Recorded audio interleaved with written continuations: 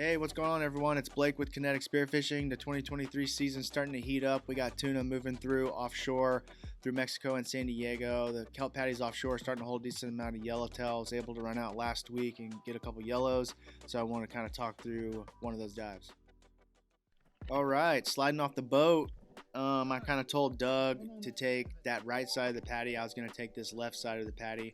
We positioned the boat far enough away as to not spook the fish. Started approaching the paddy. I put my face down, and what do you know, the yellowtail broke off that paddy. They came out to check me out, to check Doug out to see where we were. So those yellowtail, pretty curious when they're schooled up like this. Typically this is going to happen. So there's no real rush to hurry up and get in the water and shoot the first fish you see. I like to tell people to kind of take their time. That's what I was trying to do here. I was just taking my time, feeling out what grade of fish this school had inside of it.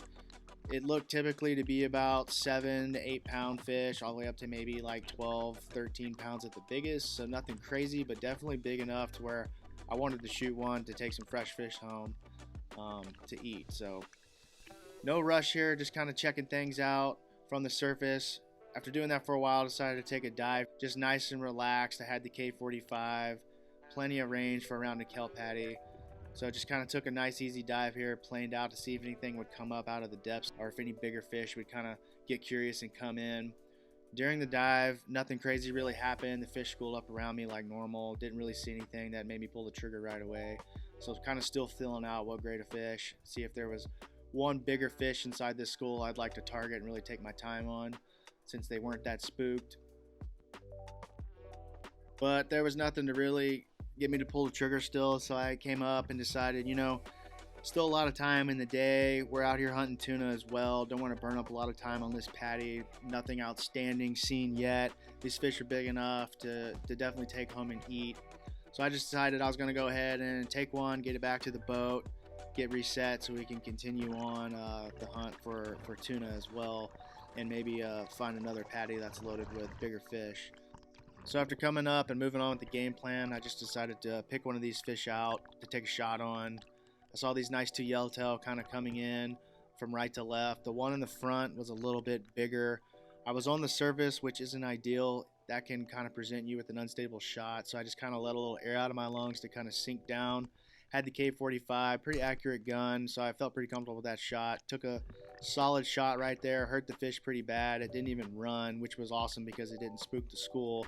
Typically the fish will just get super spooky and blow out after you take that first shot. So the fish weren't spooked at all, which kind of gave Doug a chance to shoot one if they happened to swim by. So I got the fish in pretty quickly because it didn't really run that much.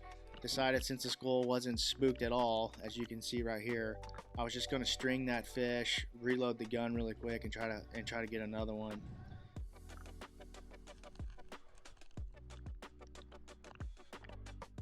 Again, no real rush since that school wasn't spooked after the first shot, which was awesome.